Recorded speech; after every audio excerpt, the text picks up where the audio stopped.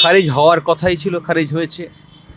যেটা আমি আশা করব যে মানুষকে এইরকম মিথ্যে আশ্বাস দিয়ে যেন আরও দীর্ঘদিন এইরকমভাবে চলতে না থাকে।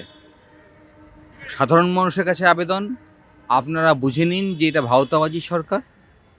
আর একই সঙ্গে অনুরোধ করব ভাওতাবাজদেরকে যে দয়া করে আর ভাওতাবাজি দেবেন না, এরা সব বেকার, দুঃখে আছে, যন্ত্রণায় আছে। 2011 সাল থেকে 2025 সাল পর্যন্ত একটাও রিক্রুটমেন্ট প্রসেস হয়নি। তারা নিজেরা বিচার করতে পারলো না যে তাদের যোগ্যতা আছে কি না নিয়োগ পাওয়ার, সুযোগ পাক, একটা কিছু জেনুইন হোক। সে কারণেই তো বললাম যে ভাওতাবাজ।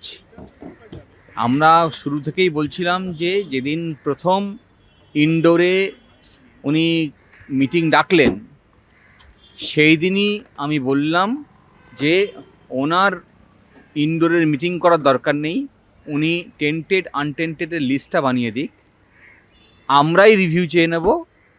কারণ সাবসিকুয়েন্ট ডিসকভারি দিয়েও মামলা করা যায়। এখন সেই লিস্ট উনি আজও দিলেন না।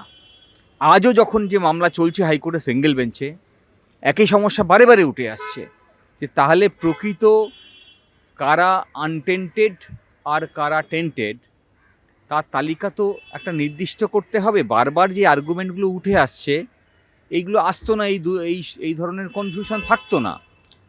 সিবিআই একটা তালিকা দিয়েছে নিঃসন্দেহে, কিন্তু তার বাইরেও সুপ্রিম কোর্টকে বাতিল করতে হলো, হাইকোর্ট ডিভিশন বেঞ্চকে বাতিল করতে হলো এই কারণে তারা নির্ধারণ করতে পারলো না যে এর বাইরে কারা টেন্টেড আছে।